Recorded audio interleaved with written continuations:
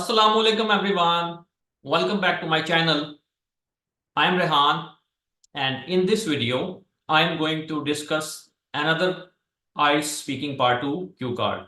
So what you have to do, you have to watch the video till the end. And why I'm saying that you have to watch that video till the end, because you will get to know very useful insights related to IELTS speaking part 2. You will get to know the latest vocabulary along with the idioms, collocations, and in the end, I have a good news. So this video will cater every level of student. You will get to know band 7 response. Along with that, you will also get to know band 9 response. Without wasting any time, we are now moving towards our slides. तो चलिए जी, हम अपनी video start करते हैं। तो आज का जो हमारा टॉपिक है वो पीपल कैटेगरी से रिलेटेड है, आइल्स स्पीकिंग की। और इस क्यू कार्ड को डिस्कस करने के लिए बहुत सिलेक्टिव आइडियाज़ होंगे हमारे पास। तो हर आइडिया इसमें हम जो है वो इनपुट नहीं कर सकते। वैसे तो आपको लग रहा है कि इनपुट हो जाएगा, लेकिन बहुत सिलेक्टिव आइडियाज़ हैं इस क्यू कार्ड को डिस्कस करने के लिए। तो क्यू कार्ड आप देख रहे हैं, describe a person you know who likes to talk a lot. तो ये लेटेस्ट क्यू कार्ड है, तो इसको डिस्कस करते हैं। तो पहला जो पर्सन है जिसको एज ए करेक्टर हम यूज़ कर सकते हैं, यानी उसको आइडिया में हम इंक्लूड कर सकते हैं, वो है नेबर यानी हमसाया। तो आपको पता है कि आपके मोहल्ले में डेफिनेटली कोई ना कोई ऐसा होता है जिसको मतलब ख़बर होती है पूरे मोहल्ले की, ठीक है, और मतलब वो हर किसी के बारे में जानने की कोशिश कर रहा होता है, ठीक है, और उसको काफ़ी ज़्यादा बातें करने का भी शौक़ होता है। मतलब कोई भी उसको बंदा जो होता है वो मिलता है, ठीक है, अपने नेबर में आता जाता, तो वो उससे लंबी यानी बातचीत शुरू कर देता है। तो ये क्योंकि एक बड़ा इंटरेस्टिंग करैक्टर था, सो दैट इज़ वाई मैं इसको डिस्कस करने जा रहा हूँ। तो इसको मैंने तभी फर्स्ट जो है वो नंबर पे रखा है। तो जो दूसरा करैक्टर है वो आप कह लें कि एक ऐसा सेल्स पर्सन है जो कि अपने प्रोडक्ट को सेल करना चाह रहा है कस्टमर्स को। तो ऐसा बंदा भी साफ ज़ाहिर है जो कस्टमर होता है उसकी जान नहीं छोड़ता, ठीक है, बहुत ज़्यादा बातूनी होता है, तो तभी वो एट द एंड जो अपनी सेल है उसको मैच्योर कर सकता है। सो ये दूसरा आइडिया है जो आप इसमें डिस्कस कर सकते हैं। नंबर 3 पे हम चलेंगे। नंबर 3 पे बात करेंगे हम कस्टमर के बारे में, यानी एक ऐसा क्लाइंट जो कि बहुत ज़्यादा इंफॉर्मेशन जिसको रिक्वायर्ड होती है, हर क्वेश्चन का यानी आंसर उसको चाहिए होता है। ऐसा कस्टमर जो है वो अभी हम डिस्कस कर सकते हैं, वो भी बहुत ज़्यादा टॉकेटिव होगा। तो ये 3 वैलिड आइडियाज़ हैं जिसको हम इस क्यू कार्ड के लिए डिस्कस कर सकते हैं। बाकी जो भी आप करेंगे वो वैलिड नहीं होंगे। तो नेक्स्ट ही मैं वोकैबुलरी डिस्कस करने जा रहा हूँ जो कि आप इस टॉपिक में यूज़ कर सकते हैं, और किसी भी पीपल कैटेगरी में जो भी आपको ये क्यू कार्ड आ जाएगा उसमें आप ये वोकैबुलरी यूज़ कर सकते हैं। दूसरा जो हमारा वोकैबुलरी वर्ड है वो है स्ट्राइक अप, यानी गुफ्तगू को स्टार्ट करने वाला शख्स। और नैक ऑफ से मुराद ये होता है कि ऐसा शख्स जो दूसरे शख्स को शीशे में उतार ले। इसके बाद लोकेशियस जो होता है वो टॉकेटिव के ज़मरे में यूज़ होता है, आप सिनोनिम कह लें उसका।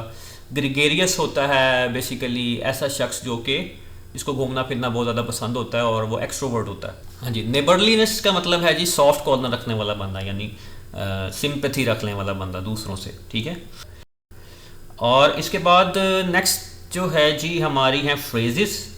तो फ्रेजेस आप पढ़ लेंगे, यानी जो वोकैबुलरी मैंने यूज़ की है उसको मैंने जो है वो फ्रेजेस में जो है वो यूज़ करके भी दिखाया हुआ है, और इसके अलावा जो फ्रेजल वर्ब्स हैं वो मैंने डिस्कस किए हैं और उसके मीनिंग जो है मैंने लिखे हैं वो भी आप देख सकते हैं। तो ये जी हमारी कुछ कॉलोकेशंस हैं, जो कि कॉलोकेशन आपको पता है कि ग्रुप ऑफ वर्ड्स होते हैं और वो मिलके एक अलग ही मतलब बना देते हैं।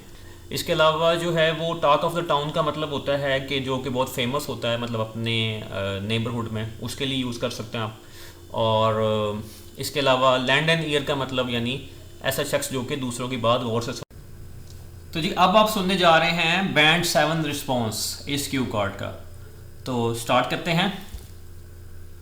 Well, the talkative neighbour I have in mind is Mrs Johnson, and let me tell you that I have known her since I moved into my current home, as she lived next door. She is basically a very friendly and outgoing individual who always seems to have time for a chat. You can say that she is quite gregarious with a wide circle of friends. As she is having a wide circle of friends, so you can say that she plays a very key role in our community as a member of the neighborhood watch program. Another quality which is very pivotal to discuss here is that she enjoys discussing a variety of topics. So let me tell you that what she is most interested in is the latest neighborhood gossip, whether it's who is renovating their home or who is having a new baby. So Mrs. Johnson is always eager to share the latest updates with others who are willing to listen. So while I appreciate Mrs. Johnson's neighborly nature and her willingness to engage in conversation, I sometimes find it overwhelming when she lingers for long chats, especially when I am in a rush or preoccupied with other tasks. However, I also value her sense of community and the way she helps foster a friendly atmosphere in our neighborhood. Whenever anyone needs a shoulder to cry on, Mrs. Johnson is always there for them.